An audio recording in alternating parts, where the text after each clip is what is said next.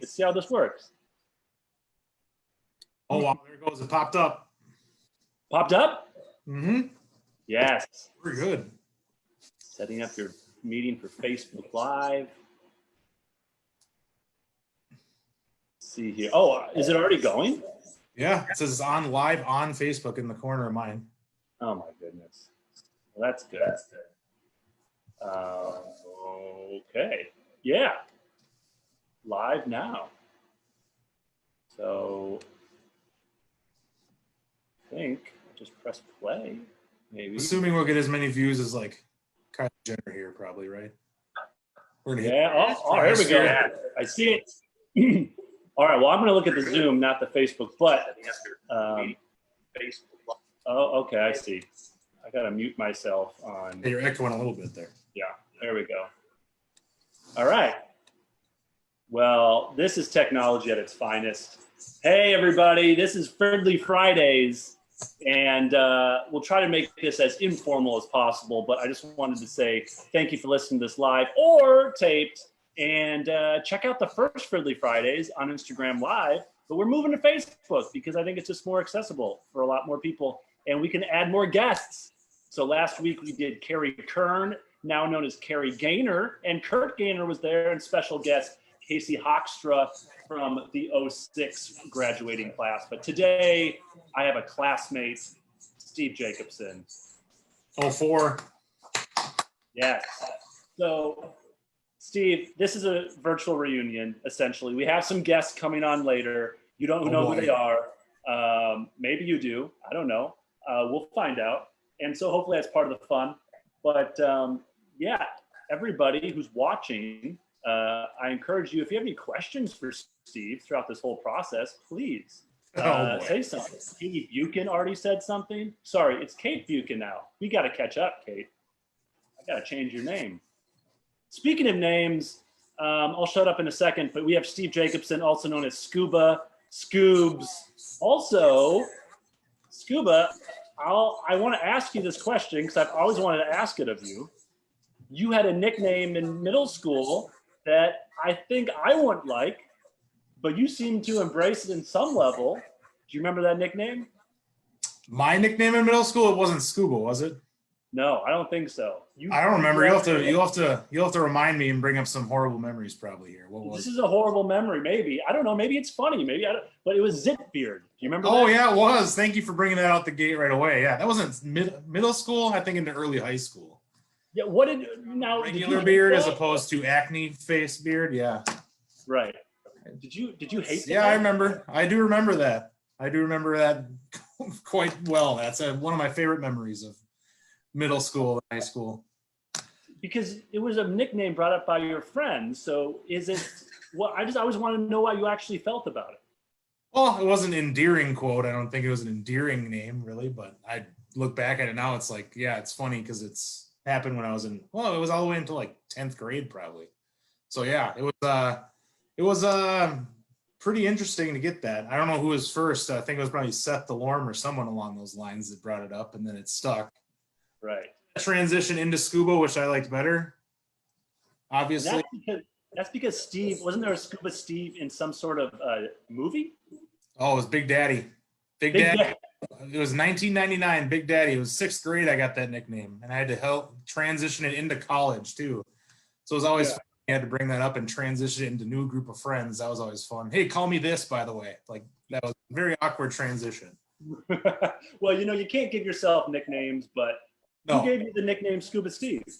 God, I don't remember. I want to say the first person ever. I have a pretty good memory. I think it was Nicole Wagner back in like 6th grade art class. I think something along those lines. Said it first, and then it kind of went throughout and then followed me until now. I still, all my friends essentially call me that anyways. I don't know last time anyone called me Steve in my friend group. So. And do you prefer a Scuba or a Scoobs, or does it not matter? Either one. Either variety works. I mean, I'm not very. There's different parts of people that call. I think the people that are more acquaintances probably go Scuba route, and I think the more informal friend group is probably Scoobs now at this point.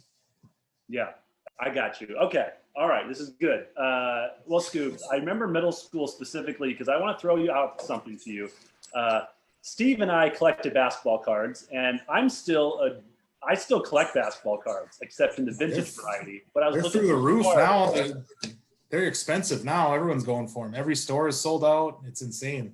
I know, it's true. You even go to Target, and all their blaster boxes are all sold out. But I want to show you, I have a Ray Allen for you. That's not the rookie. It's not the rookie in the Bucks jersey that I wanted for something. No, you want the rookie still, huh? I don't know. I don't know what I was trying to trade you. It was probably a bad trade, I think, on my part. Well, it was a Keith Van Horn and a Stephon Marbury common. Ooh. Or a Ray Allen rookie. I wanted to really chime in on that Stephon Marbury hype. That's right. This is also a Ray Allen when he played for Connecticut. So I don't know. I have some Ray Allens. I think I should send them to you because shooting stroke top 3 all time, I would say. just right. couldn't be beat. Couldn't be beat. And if you want a J.R. Writer, let me know too. Ooh, I had my J.R. Writer poster at somewhere. I don't know where it is right now. I don't want to Sky Rider on it. What was on your wall growing up? What was on your wall? Oh man, I still have some of those posters when you go to the old book fair, because they would sell those like posters of your favorite players or whatever at the book fair. I had a ton of Michael Jordan stuff, obviously. I think I still have in my garage right now a Dan Marino poster from when I was a kid. My Jordan ones. I have my Jordan stand-up, like 6'6", true life stand-up Jordan height chart thing. Uh-huh. So I had the height chart. Then I had, God, what else? I had a Jerry Rice poster, just a bunch of other sports ones. And I think I didn't change my room, and I just moved it downstairs. It was the same exact room pretty much for like my whole life. Yeah. Over to college and pretty much had the same posters and everything like that. So I've had the same exact until I moved into a house with my wife. I'm like, yeah, this is all still the same stuff. Are you pretty nostalgic? Oh yeah, I have I feel like 90s kids were pretty nostalgia based more so than maybe 70s, 80s, just because there's so much commercialization of all this stuff that came out. Like I remember like obscure commercials from back in the day. You look at all those and they bring back something and then kids really chime in on that. But I think it's like pretty obvious now that when we're becoming 35, 34-year-old people, that you look back, it doesn't seem like that long ago, but you look at all the stuff that came out in the 90s and they're restarting it up. They're starting new shows on TV. They're starting all these new different kind of products that are kind of offshoots of what they were when we were kids. So we're like getting back into it. So it's super exciting to see some of that stuff because I get zoned in on that stuff right away. I send that stuff off to my friends. I'm like, check out this. This is new. They think it's new, but it's just redone, repackaged a different way. Yeah, totally. I'm curious, Steve. Like, so could you tell? Now you went to Hayes. So I'm curious about your. Oh, you were a Stevenson one, yeah. I was Stevenson. So when we all met up in middle school, I thought it was a kind of a cool thing in hindsight because you got people from 2 camps, and I thought they meshed pretty well. I think that's what makes Fridley pretty cool city. It's not overwhelming. I think when we had like youth sports and stuff like that, we all knew each other, but we weren't obviously seeing each other every single day and in class together. So it was a different experience like that. If it was like where we had 2 different schools and we never saw each other in sports, and you had just specifically Stevenson school, specifically Hayes school that playing sports, it'd be different. But we all knew each other to some degree at that point, I think. Yeah. Do you remember your first experience with middle school, positive or negative? First experience. Or like, what was your memory of middle school, like transitioning? I just remember going in the classes. God, who was it? Who was the teacher that everyone didn't like? I had Miss Malmberg in 5th grade. And she on the way out, I remember that. But I remember what was it? Janicic was like 6th grade, and everyone was like talking about that. It was like the scariest transition to go to that and have her. But it's like we would go there to the pool and go out and like do our like swimming and everything like that in the pool in middle school, and then you transition, and all of a sudden you have how many new options for people that you can be friends with. So it's just kind of interesting to see where people kind of became closer friends, or you kind of drifted apart. It was just like, it was a cool transition just because I think we have a small enough group of people, even in 2 schools, that we kind of adjusted and everyone kind of got along and everyone knew each other. Yeah. We only had 600 kids in our high school, so we transitioned from just our grade. We knew our grade wasn't that much. So I think we all kind of already had our group of friends, but we kind of made up for it and had people come in and join, and it was a pretty cool experience just because it was a bigger field school, but it wasn't. Yeah. Do you remember your best friend from like elementary school, then middle school? Can you name some of your best friends from each era? Ryan Carlson, Andy Adler were like right next to me. So I had a guy, you remember my backyard where it connected to Andy Adler's through that old guy's yard. He would yell at us all the time every time we tried to cut through instead of going around. So you could cut through and get to Aunt Ryan's house or Andy's house within like 2 seconds. But then we had to go around the block and circle back because he would yell at us. But yeah, those were two close ones. Matt Kelly lived across the street from me, so we were friends with him. I had Pete Rochel down the road, which was another story. He was too cool for everybody, so I didn't want to. He's older than me by 2 years, but he was too cool, so everyone didn't want to touch him. So he drove a Corvette and went home to go to the bathroom. So he was the king. Do you think he did that? Like, do you think he was unaware that maybe how that looked, or because I forgot what prominent position in Fridley his dad had, but I'm pretty sure he could have his own hall pass to go drive home in his Corvette to go number 2. It's fun for him to go do that. What was that? You ever use a school bathroom for number 2? Did I? No, it was always a nerve-wracking experience.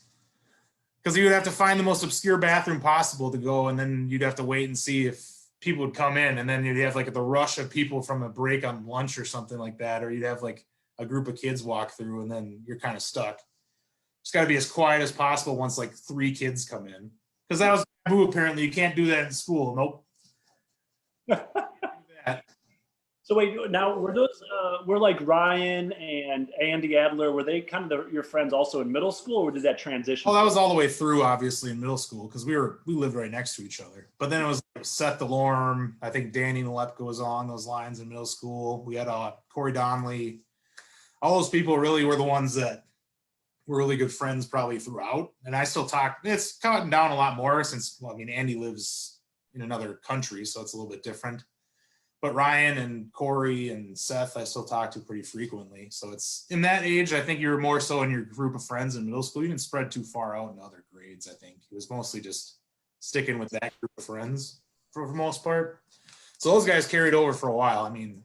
I think living close to each other, it was just accessibility when you can't really get places.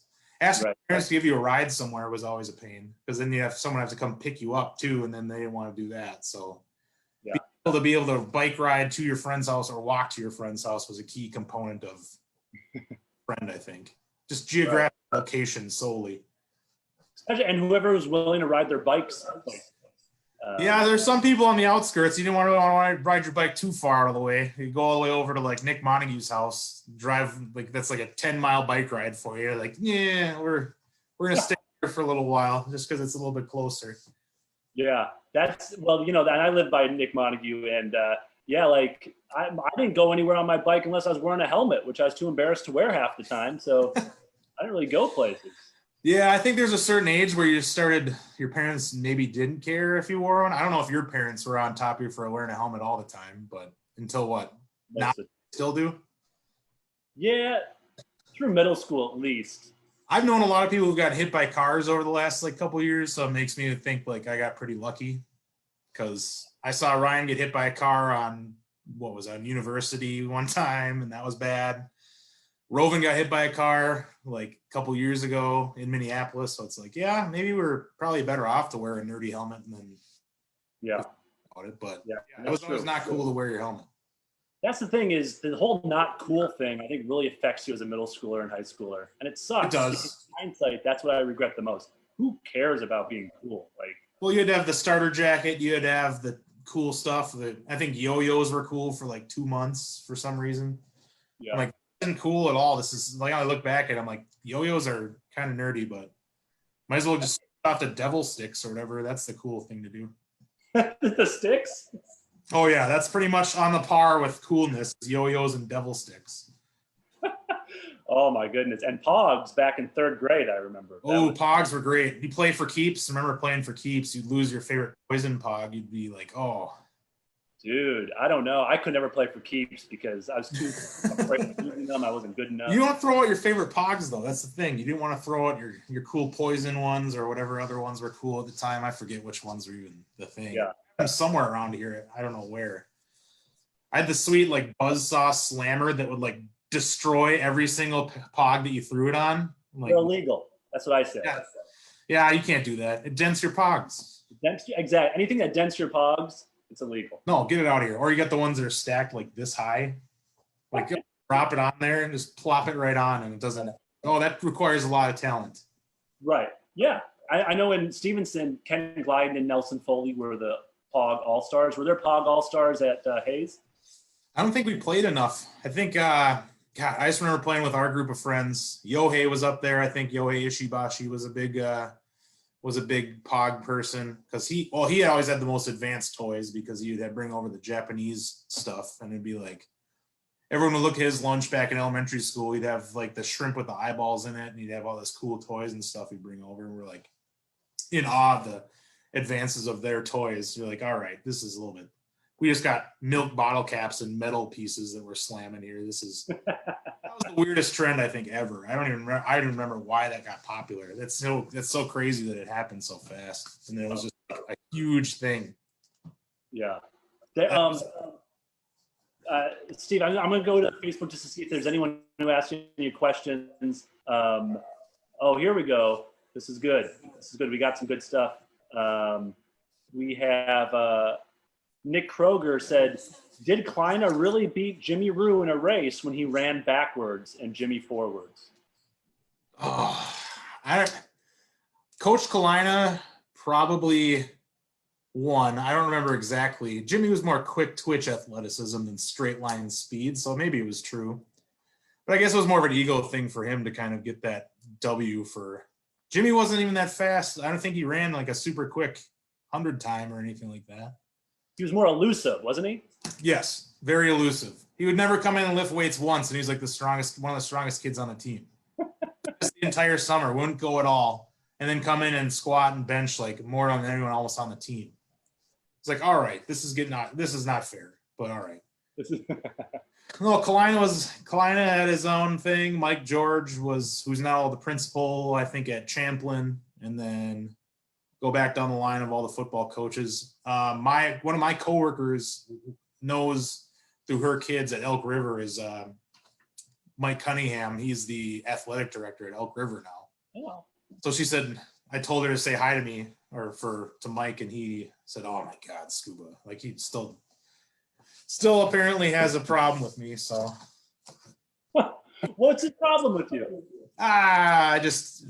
He was around me all the time in track and football, and then I was his TA, so I got on his nerves. I can see why. How do you know how you got on his nerves?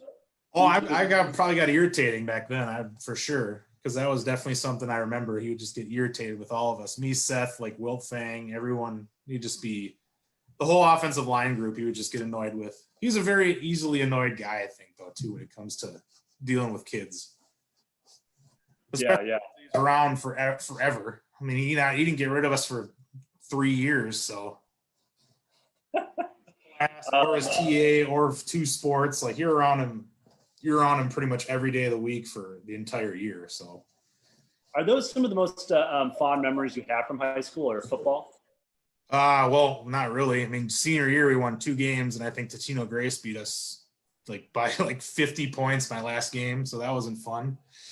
Yeah, I mean, junior year was sweet because Jimmy was good, and we were really. I mean, that was the most fun I had, just because that was like the first playoff game I think we won in God, I don't know how long. It must have been since like the 90s, early 90s probably. So that was fun. But then it was like everyone left from that junior class, and we were left with like a lot of young players. Like I played with my brother. That was fun. When I played with Brian, then he got hurt. He broke his foot, and then Joe Brown came in for Brian, which was, I mean, I like Joe too. Brian was it was cool playing the same position group as your brother. That was pretty interesting to see.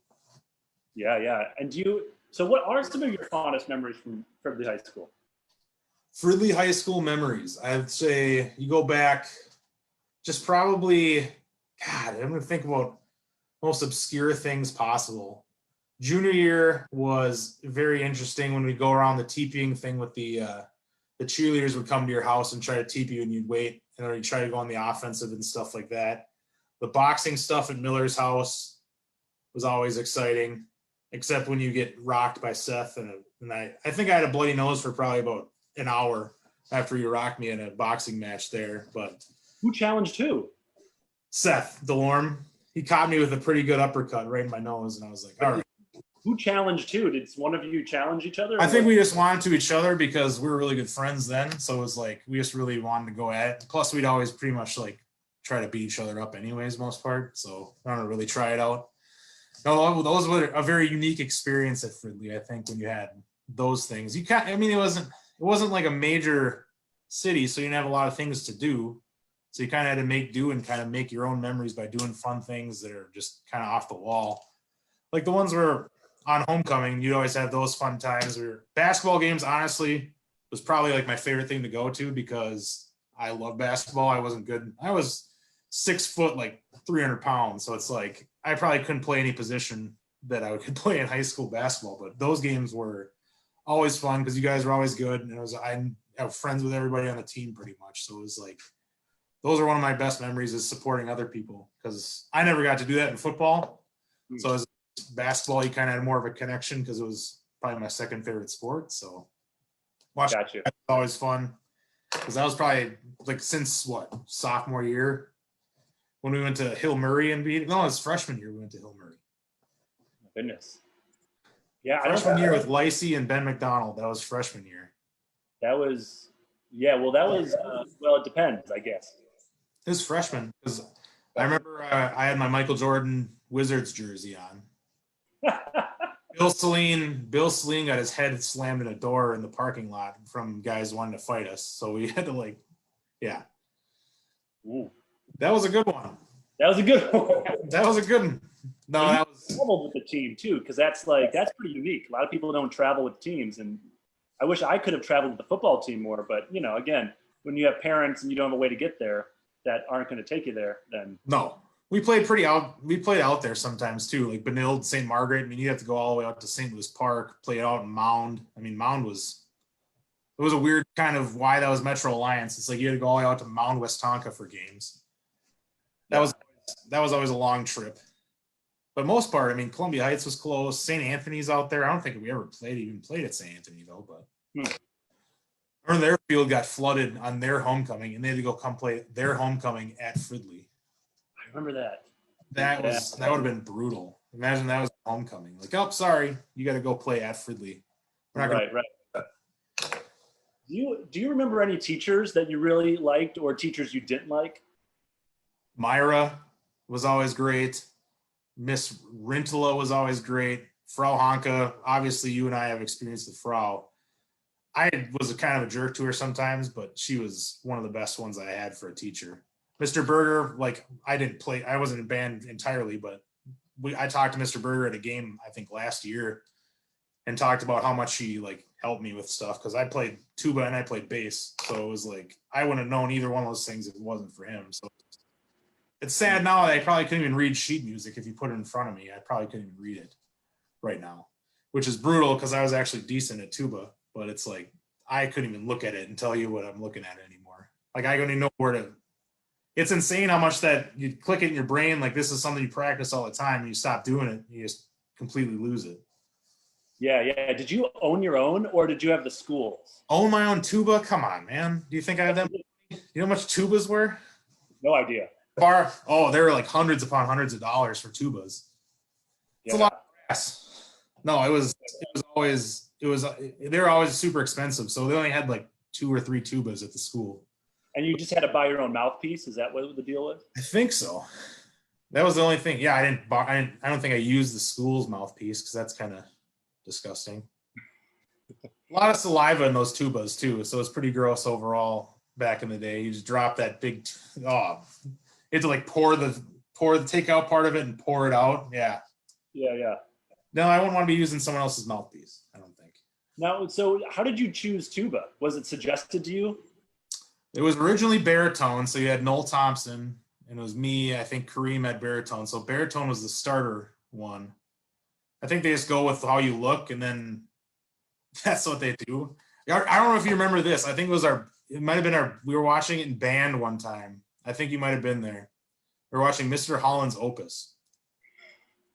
So it was when Mr. Holland's Opus, or it was Mr. Holland or whatever, they're in the action. He was trying to convince that kid to play tuba. He said tuba was for fat kids with pimples. And then everyone turned around and was like, that's you. And I was like, oh, that's embarrassing. Oh man. Now you remind me of that one. That was a pretty bad one right there. But I think we all started. I forget who it was. Who was the Sarkola? Was it? Sarkola? Yeah. Sarkola was the band teacher, and he pretty much just told us what we're gonna play. Like I don't remember. Like obviously, I don't think I'd pick flute or clarinet. I'm not a big flute or clarinet looking person, but it's like. Well, that's why I think they. Oh yeah, Ryan Holland was a great flute player, but I don't think I'd look natural in a flute kind of section. I don't think. I think they might have just like thrown people into specific areas the way they look like, maybe based off of their prior experience. Like this guy would be a good tuba player, or this guy would be a good saxophone player. Yeah.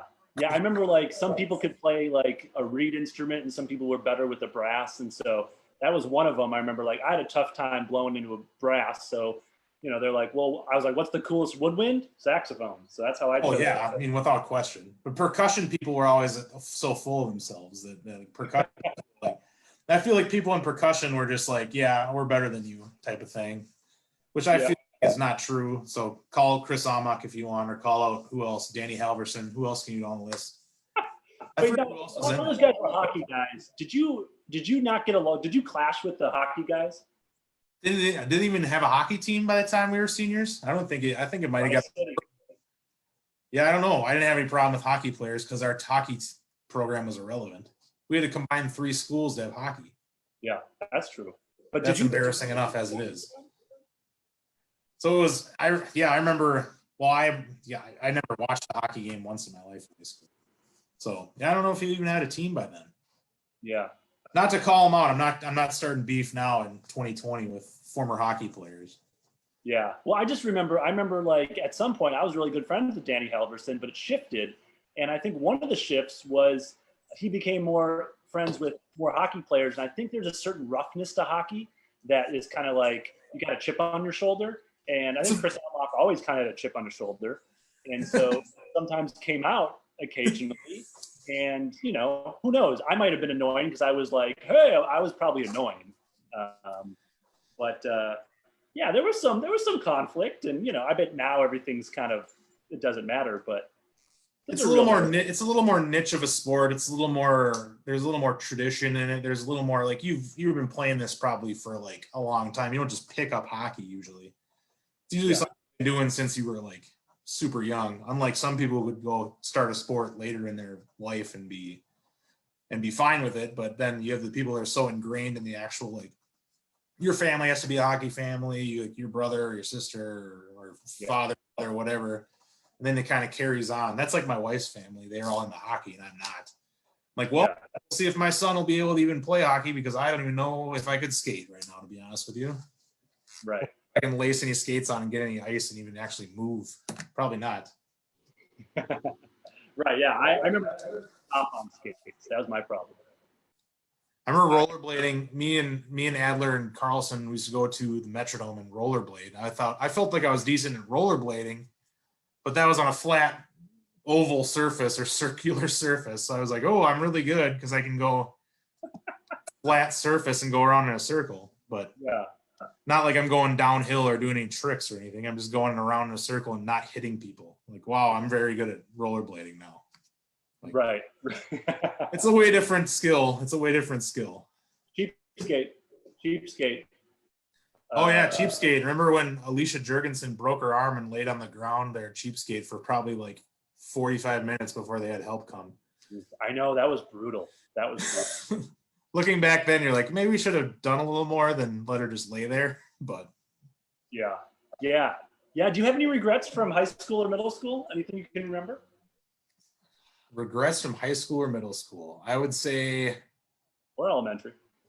well, elementary. I can't even think that far back. I don't think you ever that big of regrets in second grade. I really wish I would have got the alternate meal instead of the main meal that one day. Yeah, you have to remember you have to raise your hand for whatever you wanted. I'd always look around to see what other people were getting. You're like, do I want? Oh, I want that. Okay. Yeah, people rarely got the chicken sandwich, but The chicken patty was a great alternate. I don't know what other alternates they had, but I think usually the main course was the go-to. The high school options were a little overwhelming at times, but yeah, it's true. I like the simplicity. you like just one or two things. That's it. Pick one or the other. Yeah. No, I mean, True, but yeah, I had a pretty good experience. I think going back, like I wish I would have been like closer friend. My senior year, like I missed a lot of school just because I got sick of it. Open enrollment, and there was always this always fights and stuff every day, and there's all this stupid animosity towards everyone. And it was like I wish we would have not done that, because that was made coming to school kind of annoying after football was over. I'm like, yeah, this is getting to be a little bit old. But I think also like just staying closer to people that you're friends with earlier, just being closer with them and trying to make sure that you're trying to involve everybody, because it started to get so kind of cliquey at times where you just started phasing people out of your friendships, which was, you don't notice at the time, but now you look back, you're like, wow, that was kind of a jerk move. But it's like, yeah, small of a class that it's like, I was a lot more friends with the class before me. So I was a lot closer with a lot of those guys. Then they left. And then it was like a tough transition because I was so close with them. So you lose like 50% of your friend group. But yeah, senior year was I was ready. I'd get out of there pretty much. I was ready to go on to school and do my own thing there because I was sick of going to high school every day. yeah. I hear you. Oh, we have our first mystery guest. We have our first mystery guest. Everybody, if you're watching live, guess who it is. Guess who it is. Throw out some guesses. Here we go. I'm admitting this person into the room, and watch out. Reunion time. Well, technology. Oh wow, what a good call! You only got this. You got this. He doesn't have his real face up. There we go. There it is. Go today. There it is. You probably see each other a lot, but not in this context. I haven't seen him in a year now, almost. I was gonna say 6 months, 6 months. I thought I saw you in the summer. I forget what month. I have not been to Minnesota since last. Well, last summer then. Yeah. The summers are so long; it just been together. You live in Arizona, where it's how hot is it there right now? I think this is gonna be our last day of 100 degrees today. Oh boy, it snowed and sleeted and then rained and then snowed again, and then it was sunny, and now it's sunny again. So we're good. Yeah, that sounds miserable. I'm okay out here. I might go You're swimming. okay. We got to come to LA because that's got the heat without the. Well, let's see here. I'm going to update it. It is 93. So. Oh man. With smog as thick as hey, not anymore. Smog levels are low, I think. Maybe some. Sorry, there's a little bit of delay, so I might cut people off accidentally. It's all right. You can cut Brian off. Just don't cut me off. Brian, Steve was talking about how he enjoyed playing football with you. What are your memories of that? Yeah, I mean that was a fun game. Then I broke my foot, and I hobbled around the school for 5 weeks, and then what did I come back on 0 days practice to play in the playoff game? The one where we got smoked. Yeah. Then I got hurt in that game. Then yeah, our entire careers. What a nice 4 games together. I couldn't even breathe in the locker room. I remember just sitting there like couldn't even get a breath, and I didn't even go to school the next day. Couldn't even get up and go. I just laid in bed and didn't move for like a day and a half. Yeah, I definitely wish there was a little more that could have come out of that. But did you ever have like a team tackle and you like got up and you're like, bro, or I will tell you what Brian did. We played offensive line. He didn't play. We kind of subbed in on defensive line, but we were playing one of our only 2 wins. We were playing Minneapolis Roosevelt. We were at Roosevelt, and it was one of those afternoon games because they don't let you play at night. And for whatever reason, our coaching staff decides that Brian is on the hands team for onside kicks. This guy has worse hands than anybody I've ever seen. They're going to put Brian on the hands team in the front line. I'm like, what are we doing? Do we not have anyone who can catch the ball? This guy he's the center, so I understand that he has the ball in his hand usually, but not in the aspect of a wobbly onside kick coming at you. So the guy must have picked him out. The kicker probably looked at him. He's like, that's my guy right there. Kicks it right at him and right in the stomach and falls on it. If you would have missed that kick and we would have lost that, we would have lost all momentum in that game too because they were going for 2-point conversions. We were up 6 or 7, I think. So if they would have got that back and they would have drove down the field and beat us on a 2-point conversion, I would have probably murdered you, I think. That play solidified my spot on the hands team for 3 years straight. Yeah, that's enough. That's enough sample size. We'll get him out there. Get him out on the field. That might have been my best play of my sophomore year. Highlight reel, was it on the highlight reel? Probably was that year. We had like 10-yard runs on the highlight reel that year. Anything. I think the Red Wing game was the biggest highlight reel, right? That was, oh yeah, yuck. I think Carlson had the record for carries in that game. I think he had 49 carries that game. Jeez. 49. That's insane. Uh-oh. I see someone else coming in. I don't try to this like that. Oh. Just keep coming. Corey's reporting from his log cabin up north, or what? What's going on? How's it going, Steve? Long time no see, man. Yeah, how are you? Doing great. Are you glad you can join here and be a part of the elite athlete club here in Minnesota and Fridley High School here? Good to be here. I full disclosure, it's not my log cabin, it's my in-laws. So Oh, I'm not wow. doing that well. Don't have your own cabin somewhere up on the North Shore? Yeah, about 3 hours north, so but not mine, full disclosure. All right. I appreciate you disclosing fully. What's new? I got my Fridley Tigers basketball. Actually, Fridley Tiger. I don't know why they said Tiger on this shirt, but you know. It's like Minnesota Wild. We I got think. I don't know. I don't. Tiger's an actual noun. Right. Killer bees. I saw the Ward 2 Wrecking Crew comment, but I put on my Killer Bee shirt for this. Right. Was I? I don't think I was even Ward 2. I think you were Ward 1, the beef. I was Ward 1. I don't remember the Ward 1. I was thinking about it last night. I couldn't fall asleep trying to think about what Ward 1 was because I don't think Very- You know what Very middle stressful. finger. Ward 1. Yeah. Yeah, I looked up at the Ward wards 1. yesterday on my phone. I'm like, let me see what ward I was just to make sure. I don't know if they did any removing of the wards like they do in the Electoral College because Fridley has changed a lot in the last 20 years, but no. Yeah, a lot of gerrymandering for those Fridley council seats. I saw Connie Bernardi signs out. I'm like, she's still around? Like, oh my God. She was getting voted for when we were like 12. Let's have some seat limitations here. This is getting Connie Bernardi. This is getting too political. Mike said it wouldn't get political. That's the only reason why I joined. This is Fridley politics, though. It's an important portion of our life that we have no effect on us whatsoever. I've got a question for all of you. Do you remember your first memory of each person that's on this on the screen right now? You're gonna ask me my first memory of my younger brother, huh?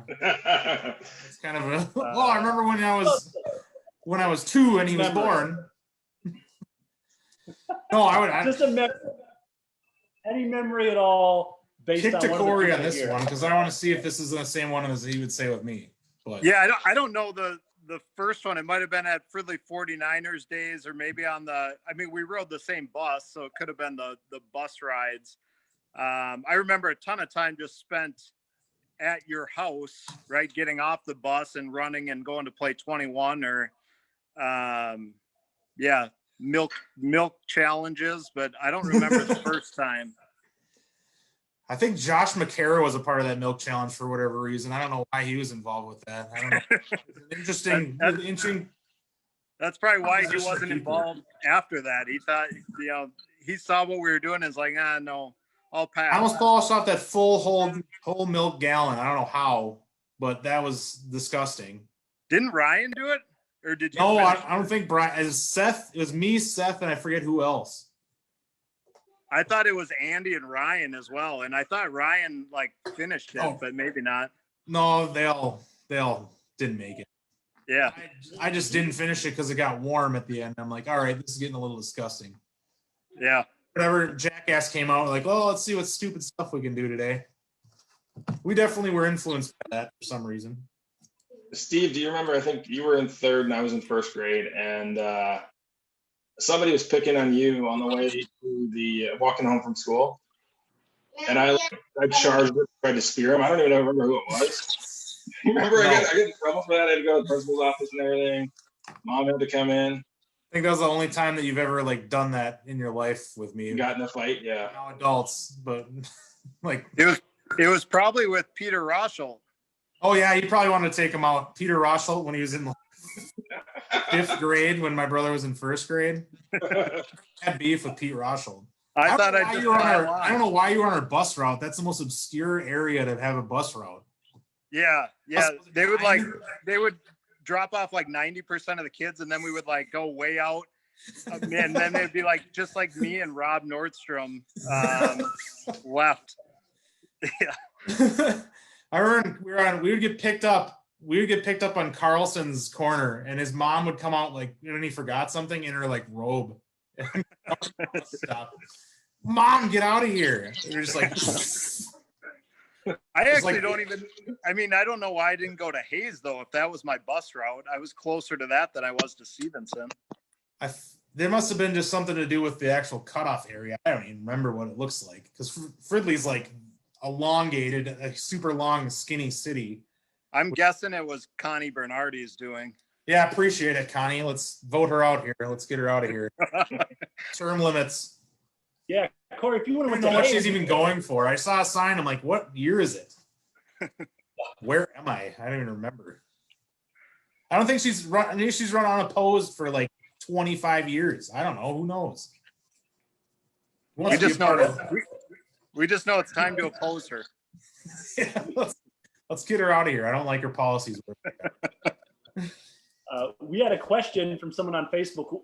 Josh Yamaguchi asked, what sport did you enjoy the most in high school? Brian, also Steve, Corey, myself. I wonder. I mean, I probably can assume. I think Steve's favorite was track, especially when he quit it. Yeah, I quit it. I didn't want to play. He quit because I was better than he was.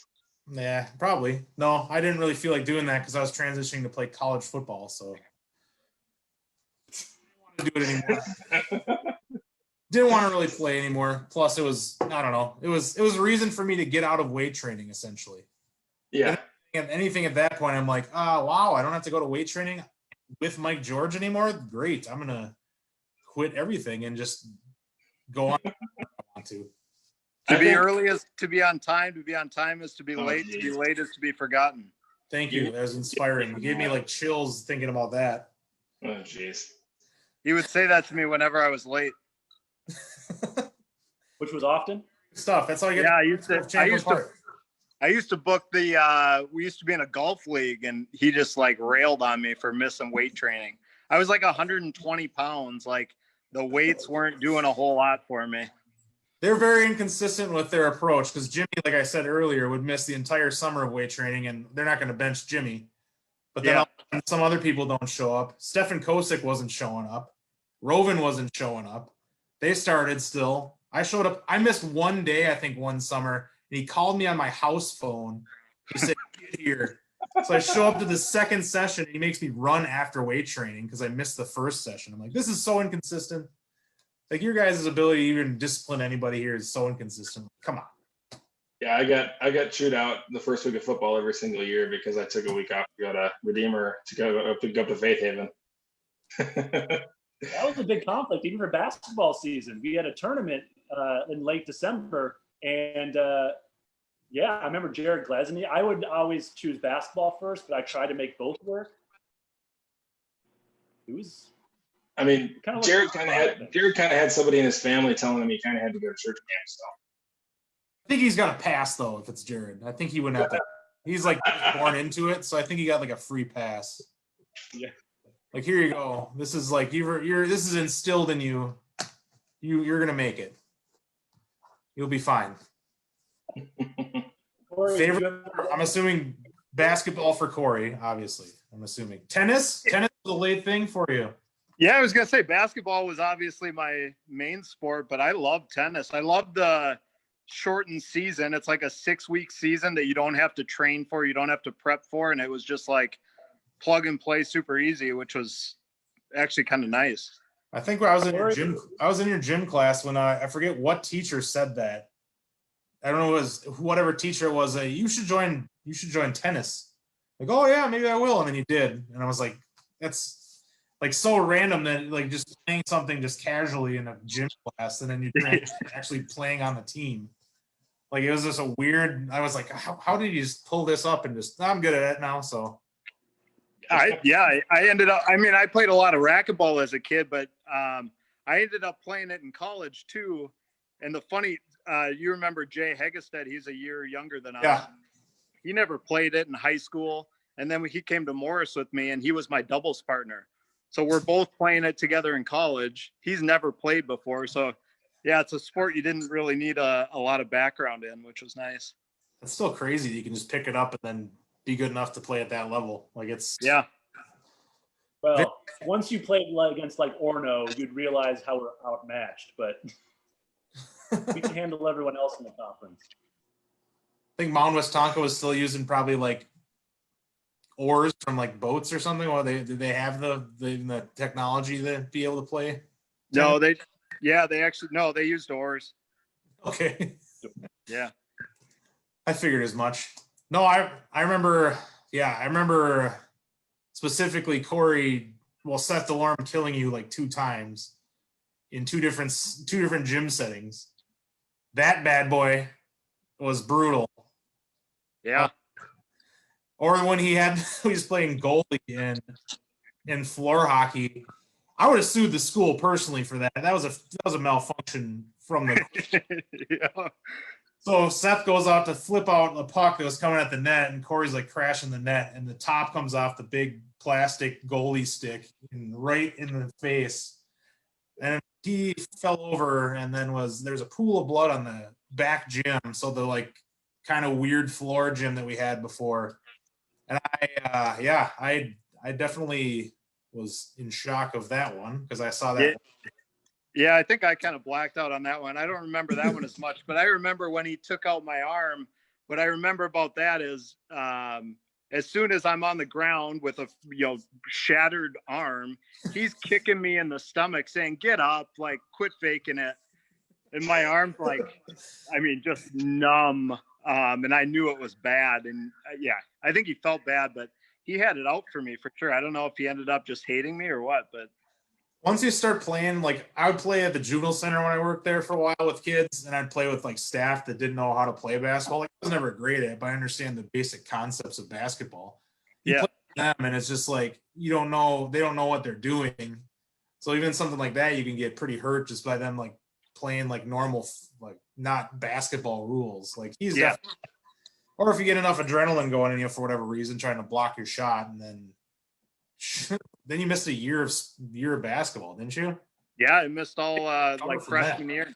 Yeah. Great. I remember I was really like selfishly, I was like, oh man, we're gonna be awful. But we had Swanson, so that was kind of our saving grace. Good. Yeah. He's an interesting guy now. I've seen him a couple times since after high school. He's an interesting individual still. He's still coaching. I saw him. What do you mean by interesting individual? I've seen him out at the bars, and I've seen some questionable things that he's been doing. So yeah, it's been kind of unique to see your guy that pretty much made you not suck at football, and like you had a ton of experience and just intimidated by. Then you see him at the bar in some precarious situations. You're like, yeah, this is kind of weird feeling. No, like he as good as he is, like as much as his coaching style is very, very different than most coaches now, but he definitely got the most out of people for when it came to like talent wise. Fundamentals. He's very fundamentally based. Yeah, it was always funny watching whoever the ninth grade football team was, go undefeated, and then all of a sudden those 3 years are in the varsity team and they go 2-8. Hey, it's a different game. Do you I think you our could've- offensive scheme was pretty much the most generic offensive scheme you could ever make up. Like it was the most generic thing I've ever seen on paper. Because you didn't make it at all for the West Coast, the spread stuff at all, right? No. Yeah, that was my junior year when we made the entire shift over. You think we had spread offense? No. Was that with Garrett at the helm or? Oh, Garrett at the helm. He's my quarterback my entire life. And then Bryce came in and lit him up. I removed the wide receiver against Orono, and he had like 2 or 3 touchdowns and like 100 yards receiving. Then we moved Ryan back to running back. And then like, why don't we just play him at wide receiver all the time? It seems to be working. No, for one game. All right, that worked. Let's get him back at running back. Let's get Garrett back in there. I remember Bryce got his concussion at I want to say Spring Lake Park, maybe Brooklyn Center, and that's when Garrett came back in. That was the first time I'd ever had to play with Garrett behind me. Well, I had to play with Garrett one. in second grade, so not anything against Garrett. Garrett was good at handing the ball off for sure. That seems like one of the most backhanded compliments. I think it was a very clean handoff for the moment. Like I never remember a botched handoff snap. Very soft hands, and then giving it to the running back was a very good transition. There wasn't much wiggle room. Noel, welcome, Noel. Noel, what are your thoughts on football? You and Steve be on the same line. I quit football for after ninth grade, and I don't think Steve has ever forgiven me. Unreal. He quit being a Tampa Bay Buccaneers fan too after they stopped winning. I'll never forget. Just a big quitter. I commit like the worst thing a high schooler could do. I quit football to be more involved in band. And Steve, hey, I was in marching band one time. I could handle both. You can't go march out on the field while you're in football. It's okay. It's understandable. Well, I'm really glad that he's gotten over it. It brings me a lot of joy. What year was that? Oh, 2000. Only 18 years ago. I only hold grudges for 20 years. I bet Noel's been supporting Connie Bernardi for the last 18 years too.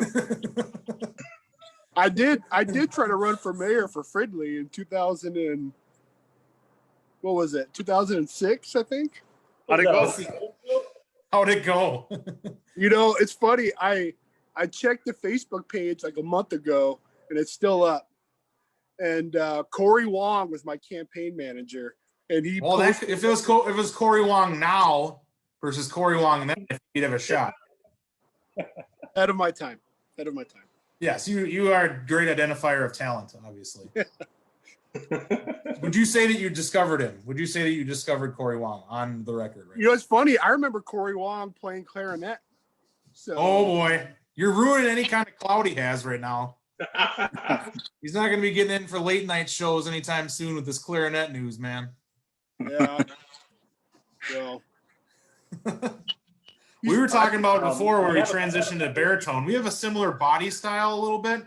So I feel like Circle kind of typecast us into the position of baritone. So he said something, I'll never forget this. At the time, I took it as a compliment, but looking back at it now, he was like, Noel, your bottom lip is perfect for baritone. It's a weird thing to say. It's a weird thing to say. When I was watching and hearing you, I was like, I just remember that story being like, oh my gosh. I remember feeling like special at the time, but now I'm like, oh no. Yeah, it's a creepy thing to say. Corey Donnelly told me that, I don't know if you knew this about him. He told me that he didn't even know how to play trombone, and he would just look at you to determine what he's going to do. Yeah. How do you get by that much with just like faking it? That was well known in the trombone section. I Yeah. didn't know that. I was right next to you guys. I didn't know he was faking it. Oh yeah, you just like pretend to blow and then you make the arm movements. He did that for years. Me and Liam I don't know how you. Liam Massey and I knew that from the start. Well, I don't know I'll how confess. you do that. I'll confess that Mark Johnson saved me at baritone a few times. So Oh my god. now he's Well, like you- the fifth strongest man in Minnesota. So Yeah, Mark he's Johnson, way to go. that was the craziest probably transition. If I think from one person to another person in high school to now, that's got to be easily the most like unique Yeah. situation that I've seen. Because he was like 100 pounds. Yeah, and now he could beat all of us up at the same time. Yeah, my memory of him was in middle school. We were waiting to get into class, and he was playing Pokemon on his Game Boy, and Corey Donnelly went over and shut off his Game Boy. And he looked at Corey, and he's like, "Why did you do that? You're being a jerk." But I mean, both of them weighed like 60 pounds, and now you look at Mark, and he's like, "Geez, that kid's just ripped. He looks like The Rock."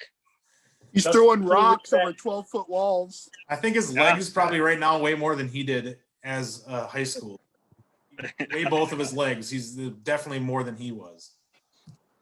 Mark Johnson was one of the most misunderstood people that ever was at Fridley, because he loved baseball and sports, but you would never would have guessed that because he loved magic cards too. He was the first like high school musical type person who's like, I can do everything. So we love you, Mark Johnson.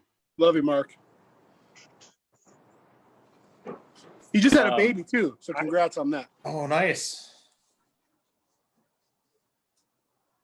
I have a question for all of you now that Noel's here too. I'm curious about what you're all up to now. I know where most of you are up to now, but like Brian, I don't know what you're up to. But tell us, give an update. What happened after you left Fridley? Was it all downhill? Yes. Really was all downhill after I left, I think. Oh, Okay, wow. Wow. don't. Muted. Oh no. I moved to Arizona, went to ASU, and I honestly never looked back. I've been out here now 14 years. Jeez. Graduated from college, started working at a Minnesota-based company, and I've been there in the Phoenix office for 11 years now. Got married, have a kid. It's great. I'm a 2.5-year-old who just learned how to potty train, and yeah, that's stressful. I know I could probably use some advice from you. It looks like you've got that down on lock right now. So Noel isn't fully potty trained yet. Like, Hey, all three of my kids are out of diapers, so I'm living the life right now. so it's just you left in them? Just me. Freedom. Wait, Brian. So where do you work? I work at it's called C.H. Robinson. It's a transportation company.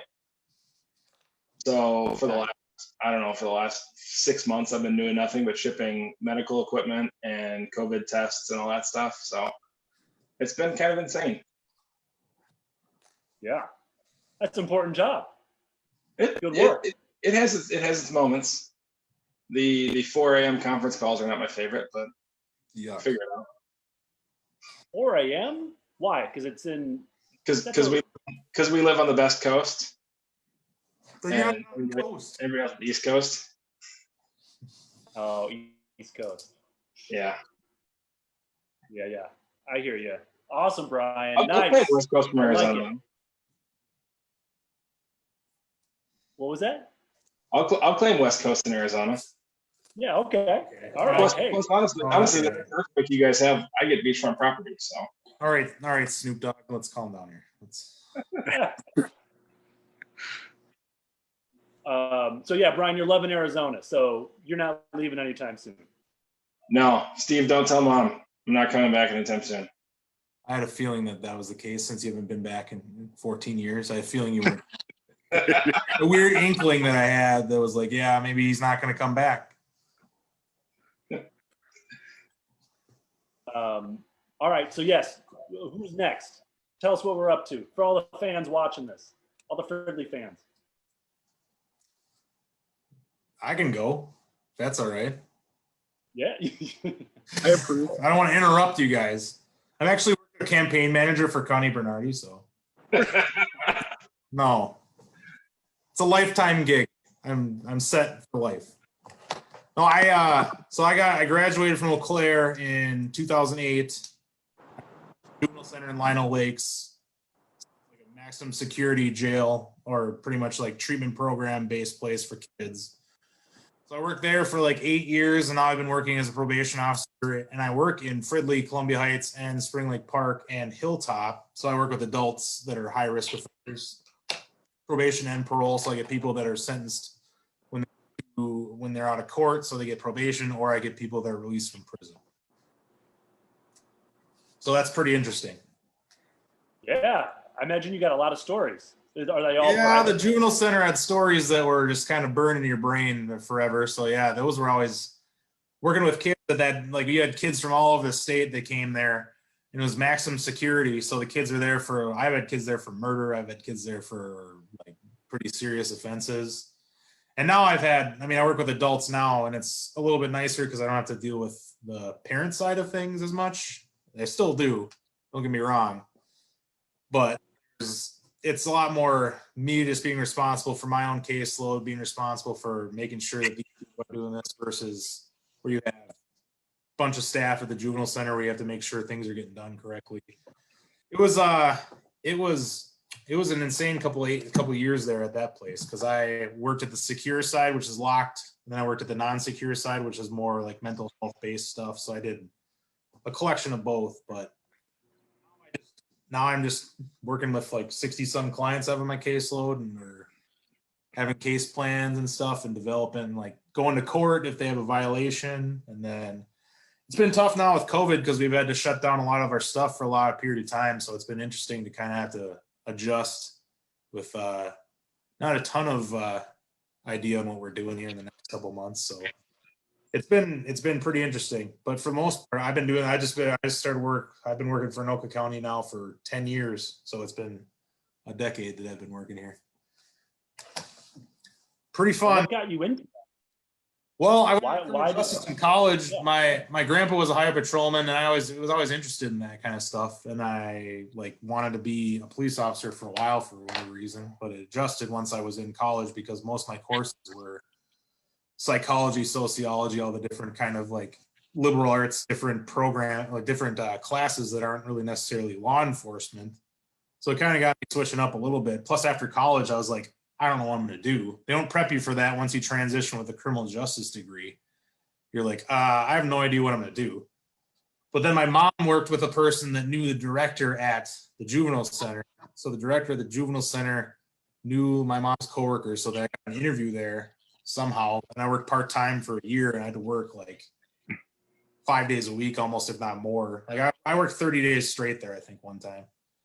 But then I got a full-time job there, and then it was just a lateral transfer to this position. So it was, I always wanted to work with kids, but I just like working in probation because it's essentially helping people to improve their life and try to avoid going to jail. Like that's my last goal is to send people to prison or jail. Like I work with people to keep them in the community and keep them a positive person in the community. So we do a bunch of different programming with them. It's been a pretty interesting ride. I didn't think I would be doing this for sure. Yeah, that was my question. Was where did you think you would see yourself in high school? What career do you think you would have chosen? Same with you, Brian. I think this would have been, along the lines of what I wanted to do. I always said kind of I wanted to do this. I didn't know really necessarily what this was or what this entails until I got out of college. And even then, these jobs are totally different jobs. They're considered a probation officer, but the jobs are completely different. Like we transitioned from this one to this one. It's just, if you've worked here long enough and you do a good enough job, you can work your way out to the field. So it was definitely something I always wanted to be in, something with criminal justice. It's such a broad term for a career that you're like, I have no idea what I want to do with it. So I was just applying for random stuff after college, like, oh, maybe I'll try this out. Maybe I'll try this out. Then this kind of just fell in my lap and it was like, this is good for what I'm good at. So didn't really have the working with kids thing. I worked at the community center. Like I would always work with kids in some degree, so it was always easy for initial job transition to kind of talk to kids. Wait, did you work with Tiger Club? Oh yeah, Oh, I did it for man. one summer one year in college. I think it was like my sophomore year of college. I came back home for the summer and worked in that. I'm a Fridley rec guy, so I'm sorry that you had to work with Tiger Club. They just wow. throw technology at kids, right, Noel? Sure. Noel worked for Tiger Club for a while. He's not giving me anything. That's how you stop a bully. Which I would have known that a long time ago. Wait, okay, awesome. Corey, what are you up to? Give everyone an update. What happened after? Yeah, what happened after Fridley? So I went out to University of Minnesota Morris, and ended up, like I said, playing tennis and basketball out there, and got a degree in finance. Met my wife and have been working for 12 years at Ameriprise Financial downtown Minneapolis. Oh, then he just vanishes? Did you hear that? Oh, man. Yes. You just looked like you dropped the mic and you left. Yeah, exactly. I should That's have all you signed need to on. know. What's that? Oh, the Ameriprise. I got the Ameriprise part in the 12 years. Yeah, 12 years at Ameriprise. So still there. I work in actually for their asset manager, Columbia Threadneedle. So yeah, that's been my position. I work with like portfolio managers and analysts who are managing the mutual funds. But other than that, I got a 3.5-year-old who's, I thought we were doing fine. We're potty training now, but apparently 3.5 is too late, since I've been hearing from your brother. And I've got a 6-year-old who's potty trained, and we're very comfortable with kind of where she's at with that training. That's good. Corey, could you take over my mutual fund? I could, if you want me to. Is that no? Okay. Well, yeah. Yeah, I can do that. We need to set up maybe a meeting. I think everybody, we know who to invest our money in. I want to invest in Canterbury. Dollar Dog Days. That's the best investment you can make. Go there on a Thursday. Nice. I can't wait. Watch John Jude, who's a jockey, I believe, still. Yeah, we've got some famous alumni.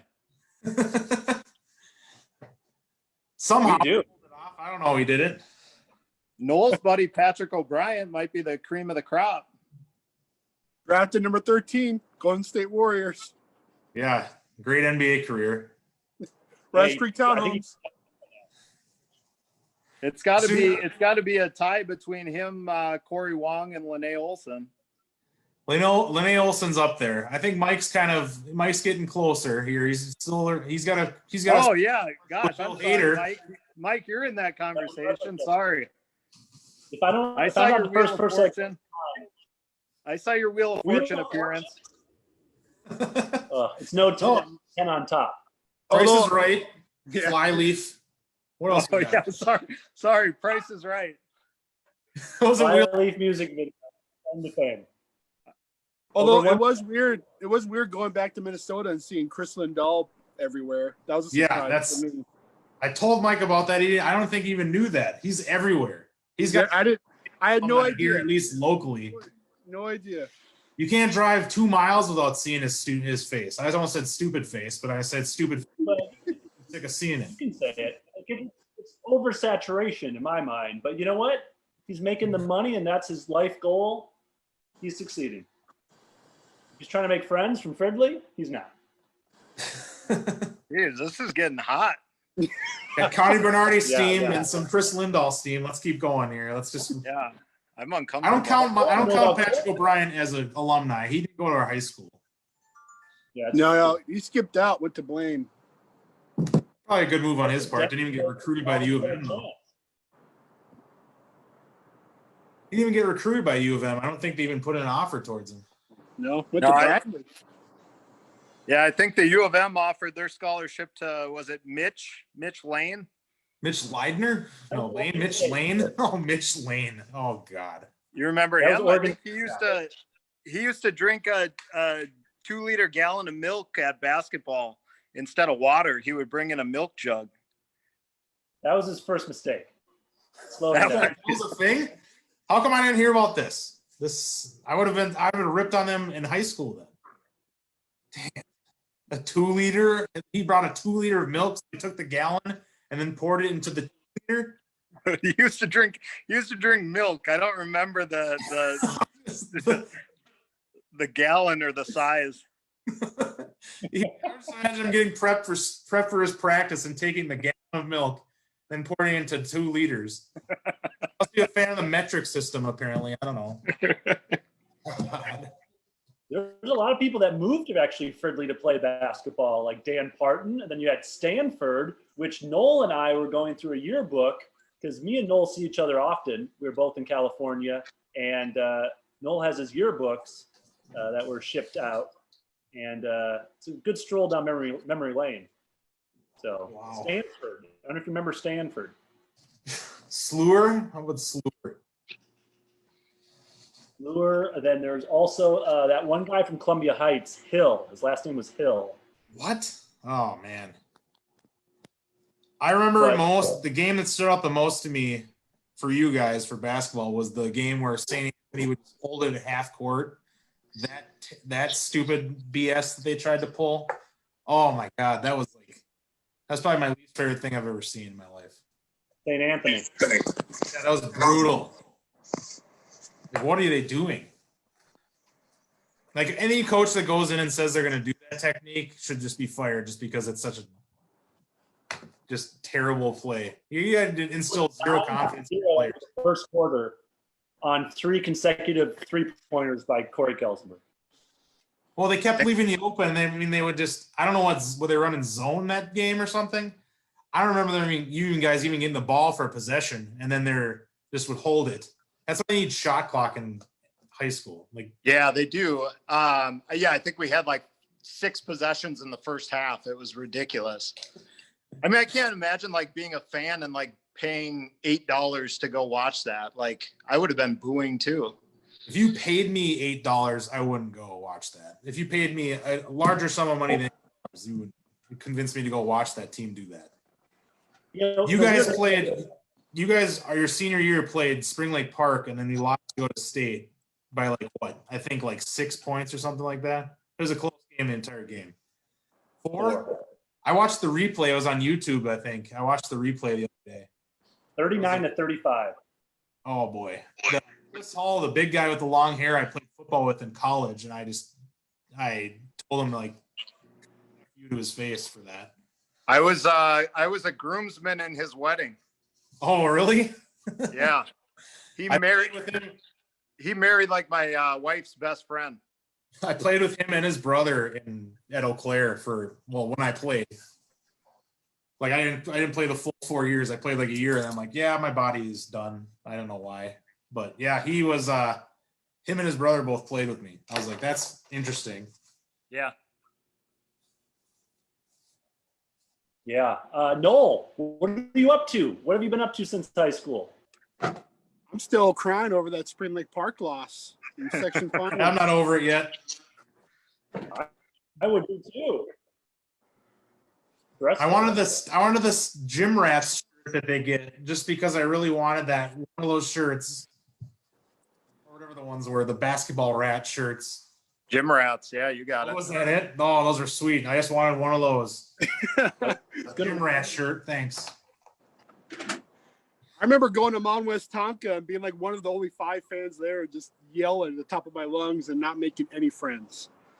Zero friends. I forgot who we played.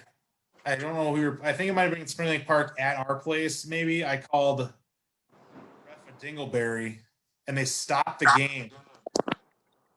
And then Stefan Kosick said something, and then the ref kicked him out. And then Steve George came over and talked to me like at halftime. He's like, "Come down here." I yelled it because the guy was parked in the paint for like 7 seconds, and they didn't call a 3 second. They didn't call a 3 second violation. I'm like, come on. Yeah, you had to yell Dingleberry then. Oh yeah, I mean obviously. Yeah. You get caught up in the moment. I live vicariously through your basketball squad. I definitely got caught up in the moment. Ain't for that long. No one's calling 3 seconds. I've never seen it called in probably almost ever. But when it's that obvious, I had to say something. All right. The wrong person got kicked out. So look who came out ahead. Who were the twins at Columbia Heights? What were their names again? Cook. The Cook twins? Cook, yeah. Ben and Bill Cook. In fact, one of the reasons why I know that too, not only because I played against them, but supposedly they were distantly related to me. Handle. Cousins. Where's the height gene come in for you guys then? Jesus. I know. Spoiled on the kids. Because my grandpa was like 6 feet. He was probably, well, my brother was like 6'1". But yeah, the Cook brothers. Noel, what are you up to? Oh, Tell sorry. Yeah. Update. Yeah, you got to go a little bit farther in depth here, Noel. Oh, well, it's funny how much you remember about Fridley High School basketball. Hey, that was like one of my favorite things to go. Like, honestly, there was nothing better than when you had a weekday game and you go get psyched up and just go ballistic for 2 hours. Yeah, I'm in California. Been in California for 10 years. Have 3 kids, all potty trained, 9, 6, and 3. Jeez, Yeah, I'm in a that part of seemed California. like a shot. Yeah. Although I live in a part of California that nobody knows exists. It's like in the middle of the middle. It's like Iowa, but in hell. I mean, it's like 105, 3 weeks in a row. I mean, it's called like the breadbasket of the world, all the agricultural. But yeah, I work kind of like Steve. I kind of knew that I loved working with students and youth. And so I'm currently a family pastor, youth pastor at a Lutheran church here in Visalia. So I'm Lutheran, which means I can drink beer and say hell and still be fine. Yeah, in fact, Kirby Puckett played minor league baseball in Knowltown, Visalia Oaks. Do you have an Visalia Oaks Kirby Puckett throwback at your house? I have a Visalia Oaks Kirby Puckett bobblehead. Wow, that's probably the most obscure item that someone can own. It's got to be up there. I don't think how many people have that in the entire world. You and maybe like 2 people in your town. Yeah, I remember we went to the game, me and Noel, and once we saw that, we're like, let's get a couple of them. We'll sell it back to people in Minnesota. They don't got them. So the business move. I never got offered a Visalia Oaks Kirby Puckett bobblehead, but Well, hey, what happened to Brian? He had to get going. He sneaks out like that. That's his thing. That's a thing. He's a quiet sneaker outer. It's neat. Yeah. He doesn't do the Minnesota goodbye. He doesn't even do that anymore. He's been in Arizona too long that that's what they do in Arizona. They're just like, oh, don't even say anything. It's a typical Arizona move. Steve, are you closer to your brother now than you were back then, or is it pretty consistent for you? Well, me and my brother would probably had a lot of beef back in the day, so we would probably just be going at it. We were very competitive with one another. But now we're kind of at the point now where we both have kids, and like it's way different than it was. We talk more often. Like I ask him how things are going more there, but I mean, geographically, it's tough when you live in Arizona versus here. When you're living under the same roof, it's a little bit different. But me and Brian talk, and I pretty much talk about our kids more than anything. So it's like either that or sports. I usually talk about Arizona State if they're relevant. Yeah. Wait, Katie asked this a while ago, but I wanted to address it. What is Seth up to now? I saw Seth the last time I saw him was probably at Ryan Carlson's bachelor party back in it was last summer, probably near the end. So it was it was last summer. He lived in Wausau, and he is like He's pretty much just a bartender at a bar that my friends that I went to school with in college are like know him now, which is weird because he works at a place called the Wausau Mine, which is like a kind of like cartoony, like old mining themed bar.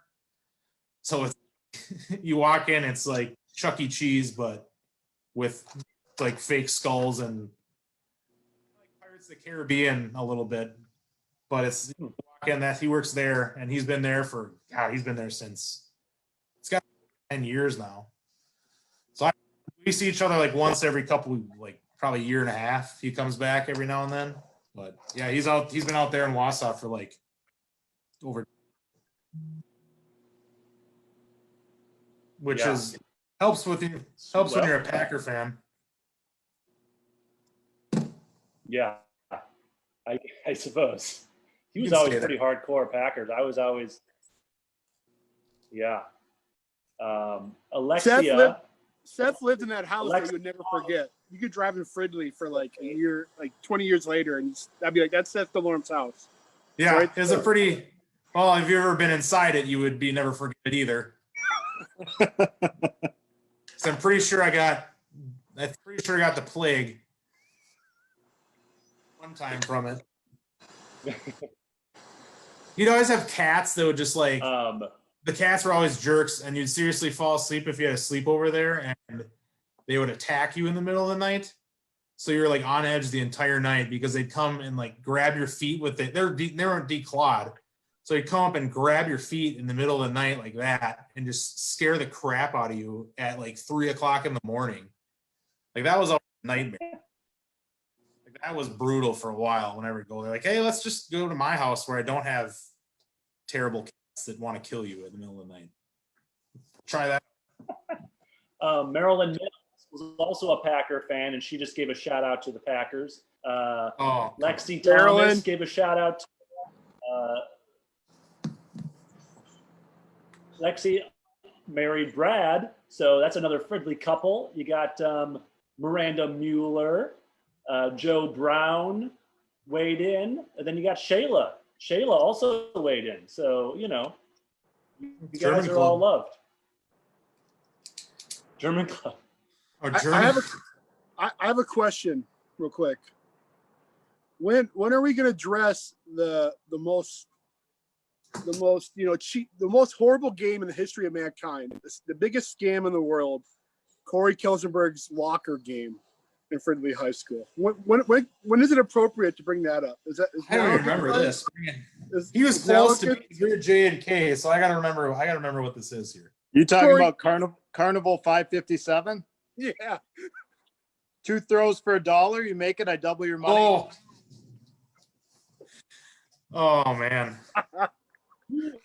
I think I paid my way through college via Stashi Mac.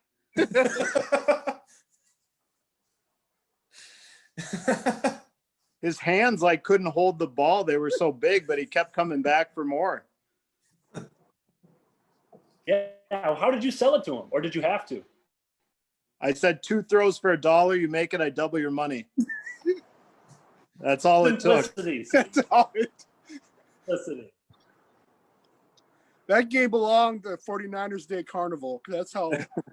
Yeah, maybe that'll be my retirement plan. I'll see if I can link up with the carnival. Just see what Stashi's up to and have him just. It's a good call. For sure, retire on that Stashi money. Yeah. Loses the mortgage to his house in that game. Sorry. Or he got me again. I couldn't resist. Who would you like to see interviewed or talked to on Fridley Fridays here? What kind of obscure guest can you get that we haven't heard from in for a while that was pretty? For me, I know I'm working. Yeah, for me, it'd be the people who are like just not on social media. You know, we talked about we were going through the yearbook and just like Salur, you know, like where is he? Yeah, he's highly sought after. Ryan Allenson reached out to me recently, and he was like, "Hey, I thought he was talking. He wanted to talk to me." which wasn't the case. He wanted to know what's happened to Slur. So I don't know. Slur's very desirable. Homecoming king. Oh wow, that's Yeah. true. I could get Courtney and Slur on at the same time. I'm curious. So tell me who you want on, but also I want to hear your first or a crush that you want to bring up. Someone you had a crush on in Fridley. I can give you one for every single grade. Steve? I think I don't even remember. It was Leah Paquin when I was in elementary school for sure, 100%. I remember Steve's middle school one. Which? Melody. Oh yeah, Melody Ellis. I had a thing for Melody for sure. This is the first boob I ever touched. Oh, let me explain. So I was in Mr. Gatormson's class, and I was swinging my arms around like this. I have no idea why, but I swung around. I had no awareness, and I brushed with the back of my hand Melanie's breast. Wow. And I was embarrassed, but I was thinking maybe she didn't notice. And she gave me that look that you've seen this look before, where she kind of looks like, like embarrassed. And I was like, no one else saw it, but I didn't say anything after that. And I don't think I talked to her for months after that because I was so embarrassed. But it was a complete accident, and it was my back of my hand. So I wanted to say that it was it wasn't as graphic as. Hey, that doesn't make it okay just because it's the back of your hand. Right. I wanted to explain myself and apologize publicly. Let's make sure she gets to this so you can apologize from what, 8th Mr. Gatorman's class, whatever grade that was. Was it 6th? Right. That was 7th grade. Okay. Yeah. I felt like I should have just went to the eye washing station and just pulled the lever and just took a shower right there. That's how dirty I felt. I'm glad this is coming out now. It only took as long as it did. I appreciate you coming forward. That's brave. It's a brave thing to do. So I want to hear everyone's first crush or a crush. We got Steve. Corey, how about you? Noel, you. I don't even remember if this is the right. I don't remember if this is the right name or not, but was it Molly Lindgren, who is like 3 years older than us? Yep. I concur with Corey. Molly Lindgren. She was a senior when we were freshmen.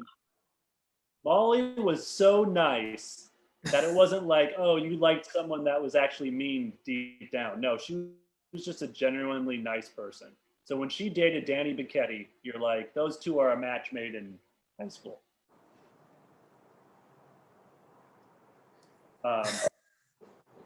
Noel, how about you? I'll continue the whole, like, when you were a freshman, who was your senior crush? Because I think everybody had like that crush. Pete Roshold.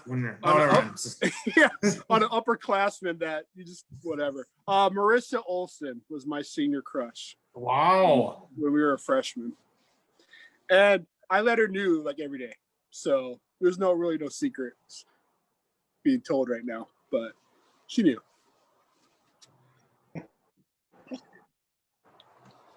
Middle school. That's good. That's good. My crush. Mike, now you got to go. I don't remember Mike going. Oh yeah. So let's try. 5th grade. Oh. Noel. 6th grade. Livy Tracy. 7th grade. Katie Morrissey. 8th grade. Katie Gaynor. Wow. Cycle through the whole friend group. All right, continue it on. 9th, 10th, 11th, 12th. Pretty much.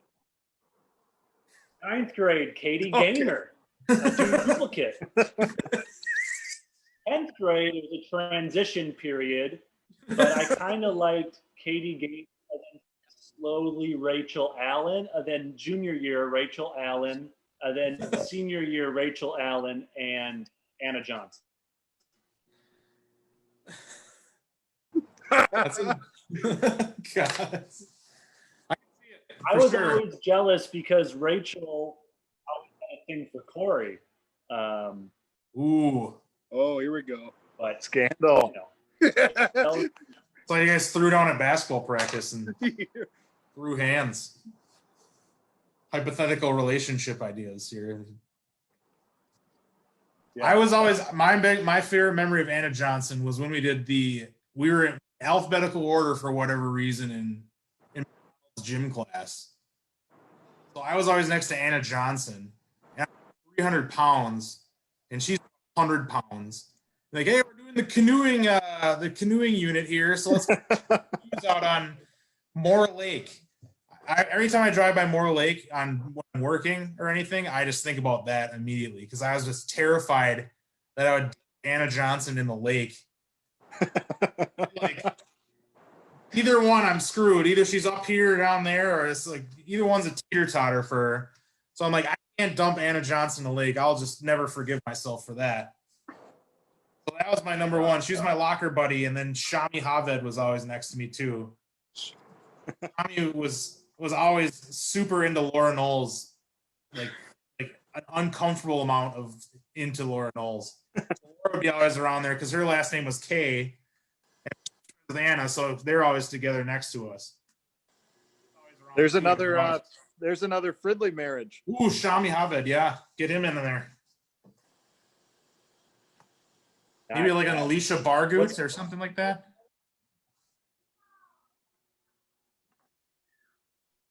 What was the other Fridley marriage? Oh, was it Laura and Roven? Yeah. Yeah.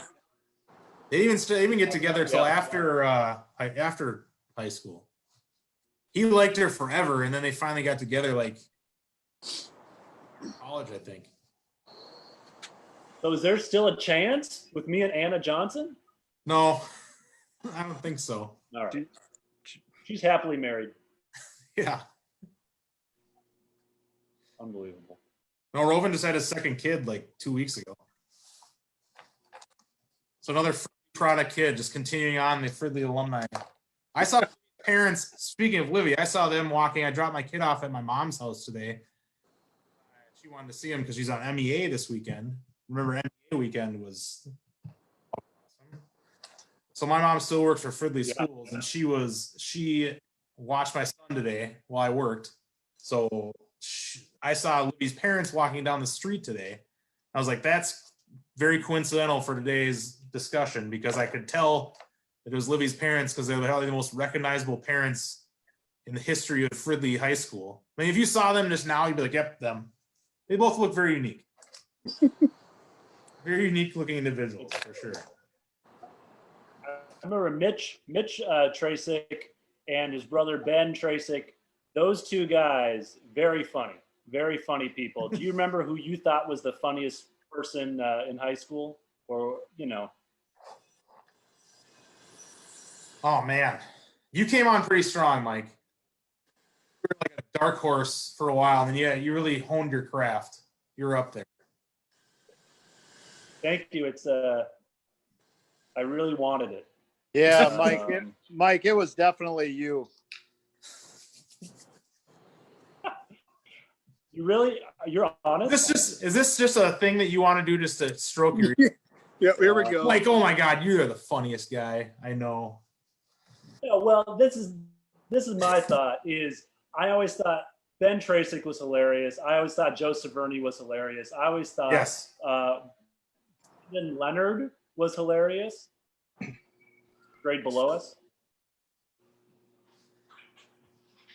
Anyone else come to mind?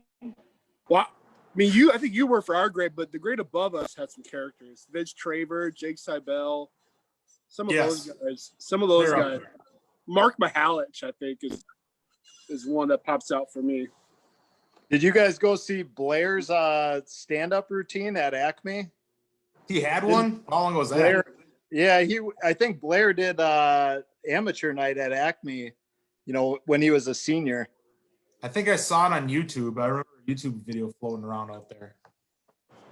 Blair Eisenbraun is up there for sure, 100%.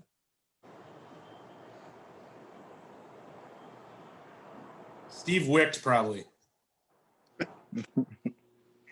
That's another person to get on this Fridley Oh, Friday. Got to find him first. I had a Tune dream in on of that him in one. it the other night. Yeah. But yeah, any other people you want to get? Corey, Noel? You got the Anna heavy Johnson. hitter. Anna Johnson. Anna Johnson, yeah. She'd probably chime in. Ask her if the feeling was mutual. Misconnection. I've always wanted to ask her that question. I have. Oh, you But, know the answer. Oh, you already got the answer. Well, I don't know for sure, but I think that's just me. It's me trying to deny the truth. This has turned into a therapy session. I'm I uncomfortable. do know some techniques. I probably could use my motivational interviewing skills to try to see where you're at here. Yeah, could you ask Leah Paquin if Anna still likes me or likes me at all? Sure, I don't talk to either one of them, but yeah, let me just awkwardly Facebook message them about you liking them. Do you check yes or no? Do you like Mike? Yeah. No, I would call. I remember calling like Melton's house and her dad answered one time, and it scared the crap out of me because I don't think I said hello or something like that, or he missed me saying hello, and then he went off on me I was like, all right, there goes that. Never try calling your house again.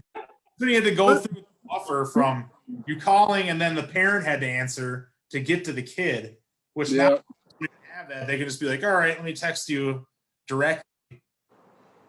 Like we had that buffer, which was a huge buffer for being able to kind of like see what your kid is up to.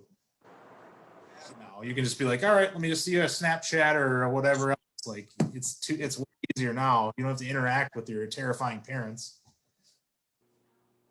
As Like if parents now, you wish it was like that still, or if I was a parent with a teenage daughter right now, I would be terrified.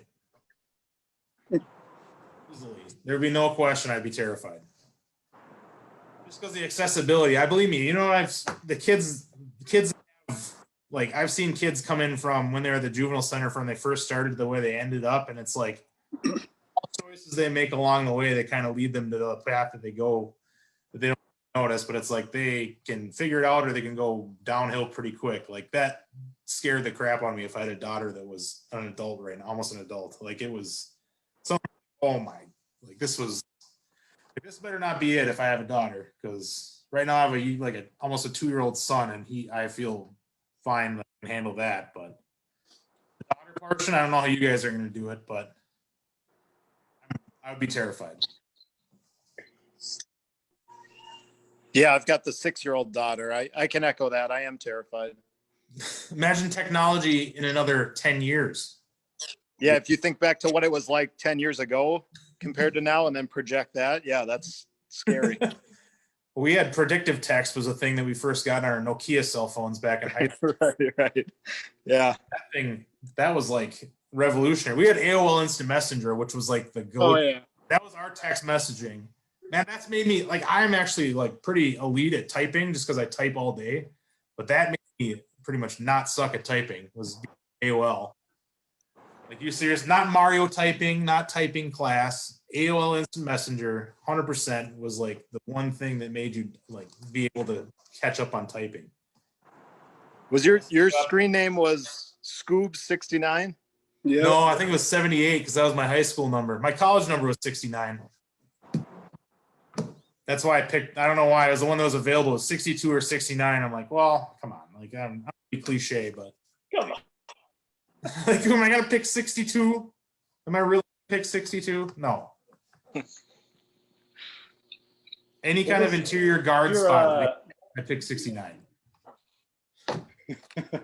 Noel, Corey, what were your screen names? Freeze 911, freeze with a PH. What was the story behind that? I remember that. Oh, it was all caps too, I think. Was it all caps? I think so. Yeah, I you think it was probably got all that right. caps. I think PH was just a cooler way to spell it back then. I don't remember what that came from, but it was definitely better than F. I agree. Oh my god. Noel, Well, did you have what one? was I forget. freeze? Jimmy Rube made mine at his house in the Rice Creek Townhomes. Oh boy. So for those of you that know me, my family called me OP, like OP's a nickname of mine. And so my screen name was WBOP04, and WB was White Boy. Nice. So White Boy OP04. Wow. It's a good one. Yeah, thanks. Mike, what was yours? Did you have one? I think you did. I don't even remember. Mine was sloth, 2 words, wow. Because I thought I would start maybe a new slogan where you say, "Hey, I've got 2 words, wow," and never caught on. It's kind of like the. I don't remember that. I figured, I was like, yeah, that doesn't ring a bell. Should get into advertising with those slogans. That's pretty it's good stuff. Oh, that was serious.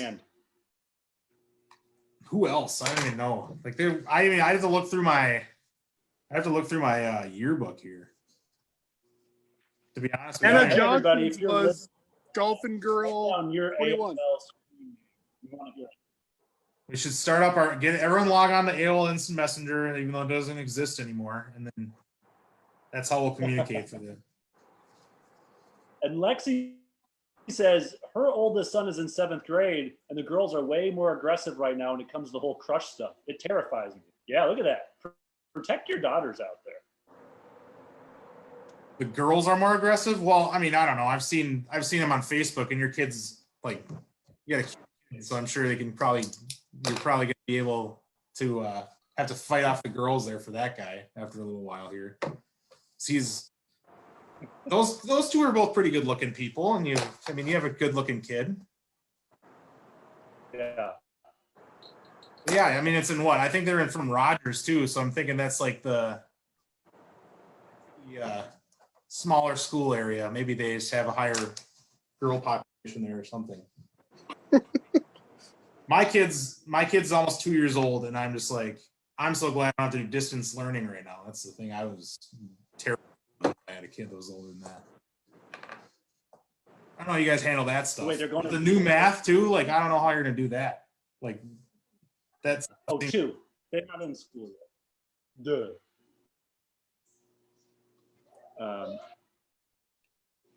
Let's see here. I was curious. We could. I say that maybe we wrap this up for now.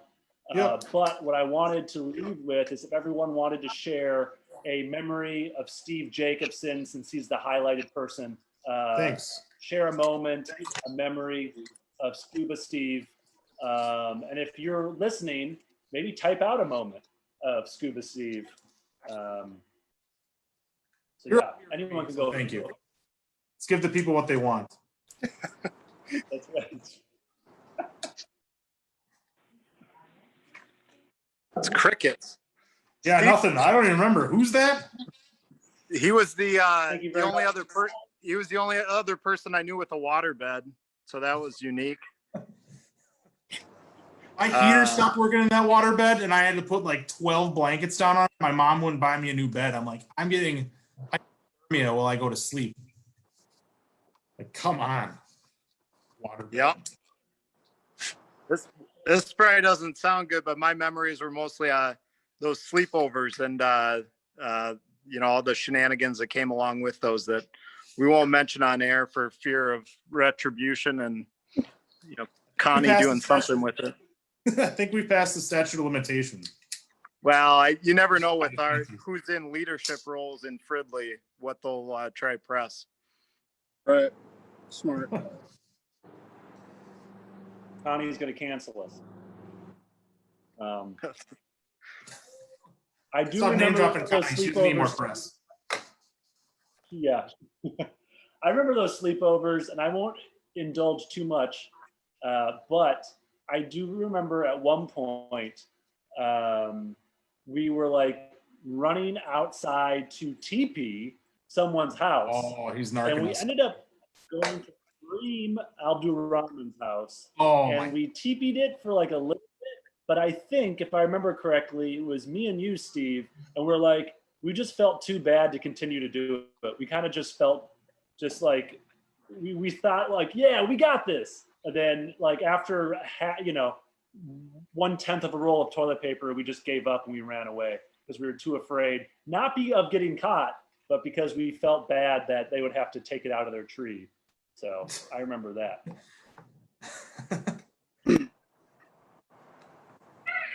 You always had a good focus on you. And German club. I remember German club, and German was a lot of fun because we would just, Steve mentioned it earlier, but Frau Honke was a great teacher, a great person. But we gave her a hard time, but she just rolled with the punches. And I remember Helmut was always my favorite German name. So I don't think it's a very common German name anymore. I don't think they're really utilizing that in Germany anymore. I think it's pretty past its time. Right. We watched those German videos and laughed at the ridiculousness of those actors. I actually have Rammstein tickets that got canceled or postponed until next summer. So I'm actually going to Rammstein, which is going to be interesting. I mean, it's no Falco, but well, Falco, no, rest in peace. It's no D. Princeton. Oh God.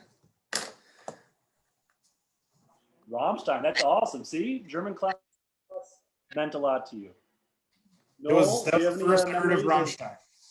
I have a couple memories. Oh. One already shared was every time you saw me in high school after I quit football, he reminded me of it. Two, and actually Brian Montague commented, he said subbing as a seventh grader on his eighth grade basketball team, just terrible. And so my memory was, this Zoom, there's two different teams here. You have the favorite traveling basketball favorites here with Corey and Sloth. We could talk about that later. And you have the B squad, which was Steve, me, Anthony Butera, Nick Montague, Mike Mondang, rest in peace. And one time Steve had an open layup and the whole crowd, the whole gym erupted because Steve made the layup. It was probably the highlight of your basketball career, Steve. Oh, wow. Yeah, that was it. I sprained my ankle on Tony Butera's foot in the game, and that was one of the most pain I've ever been in my life. My bone hit the ground, and I couldn't even. That was when Kravik hit that game winner after we stole the ball 3 times on those inbounds. Yep. Reverse layup to win at the buzzer. And then a whole other team, Brooklyn Park, was coming up to me he didn't even play. I'm like, I can't walk. Get off my case. They didn't play him. He sucks.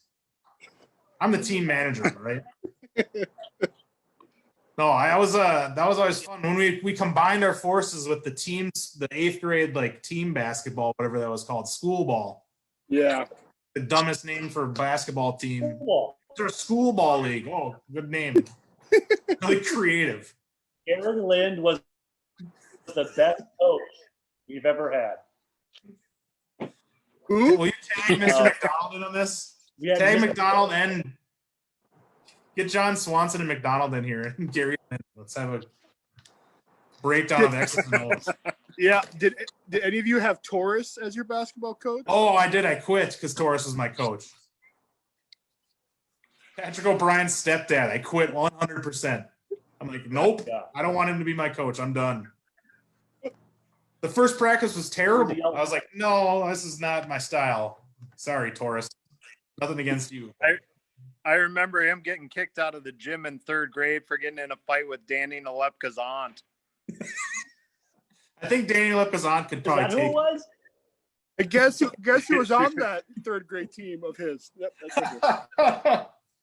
I think aunt can honestly take him from what Taurus was I had one coaching experience with him, and that was one practice, and I'm like, yeah, this is wrapping it up here. This is bad. This is a real bad experience. I don't know how he made it through the cuts to be a coach. I guess he was coaching his kid, but it's you're going through and you're a candidate to coach young children. Get him there. He's great. Yeah. What a molder of young minds. No time for Taurus. Steve, I also remember during school ball, you went down on all fours so that we could jump off your back to dunk it. Yep. That was always fun. I did try to do it in a game, and I forgot what teacher looked at me like, because I thought I like almost killed someone. I was trying to like trip someone over me. It's like, I can't believe you would do that dirty play. I'm like, no, that wasn't a dirty play on my part. I was trying to have someone dunk off my back in like a real game situation here. Yeah. Or Bobby Jackson showed up for one of our games too against the coolest time ever. Bobby Jackson rolls in right after he went to the Final Four, which never happened, but Yeah. Got from half court and he drained it like it was nothing. He didn't even jump. He just like free throw shot it. Yeah. Nuts. that's when he's still playing for us too, because he came from the Gophers and he's still playing for the Timberwolves then, I think, before Kings. And everyone for a while wore the high socks and wore the headband, I think. There's a big headband explosion and a big high sock explosion. Keith Van Horn. That was one of the basketball Van cards Horn you were did trying it? to trade. Yeah. He's a very underrated. The offer's still out. Oh, that's not in the same card. Mine are packed in below, back over here behind this wall in my basement. I got to go dig them out to see what I got. Dig them out. I Send got us some photos. Hideo Nomos in there somewhere. Corey, I know, he had plenty of 1991-92 Fleer and Score. I don't, either that or you or Brandon. I can't remember, but We split it. Brandon and I both split it. And then about 10 years ago, I bought them out for like $20. And then I looked at the value like 2 years ago, and it's like the pack's worth like $10 or something like that. So he got a good deal. Again. yeah. Check again. Brandon's always The card game is through the roof. We already talked about it before you guys were here. But it's insane. I know. yeah. So if anyone wants, appraise their cards, I'm more than happy to. I just sell my I'm a Pokemon hardcore cards. collector. You had some those are original Pokemon cards? My mom The found gem them I in storage picked and up mailed them. recently. Oh, wow. It's the Devin George autographed card, and it's Wow. Augsburg Little jersey. St. Margaret's own. How'd that guy get drafted? I don't understand. He averaged 30 points a game in college. Yeah, that was at Augsburg, though. Still, you averaged 30 points at any college. Yeah, maybe. I'll give you that. I think he was a late. Hey, y'all, this is fun. I love it. This is another Fridley Friday. We're going to do this again every Friday. And so I hope you all can watch or be a mystery guest or the main guest sometime in the future, Corey or Noel. And Steve, thank you. This is the Fridley Friday focused on scuba, Scoobs, Steve Jacobson. Zip beard. Hey, look at that. The sense of humor about it after all these years of an embarrassing nickname is still intact. Just a couple years of intense therapy. It's okay. Thank you all for joining us. I hope it was fun for you. I loved it. So yeah, we'll hopefully talk to you soon, one-on-one, or sometime soon, y'all. Bye, guys. Bye, See you everybody. guys. See you guys. Woo. All right. Look at that. Another Fridley Friday. Super excited. This was a lot of fun. And I just, I really appreciate talking to Steve. He's a great guy, always has been, great sense of humor. As you could see, it was a lot of fun to kind of reminisce and just talk. Corey, my best friend for a long time. Noel, now my best friend. So it's cool to stay connected with Fridley people. People that have been watching, thank you. I know Brian Montague is watching, Kate Buchan. I hope to have you on sometime. And everybody else that I gave a shout out to, I'd love to hear from you. So thank you. Thank you for watching. This was a longer episode, and we can do longer episodes on Facebook Live. So we'll see you next Friday. We'll see who we got. I'll figure that out as we go. But if you want to be interviewed or talked to, and invite on mystery guests, people that you haven't seen in a while, let me know. So yeah, hopefully we can reunite the greatest city on earth, Fridley, Minnesota, 55432. Thank you for your time. Whoop, whoop. All right.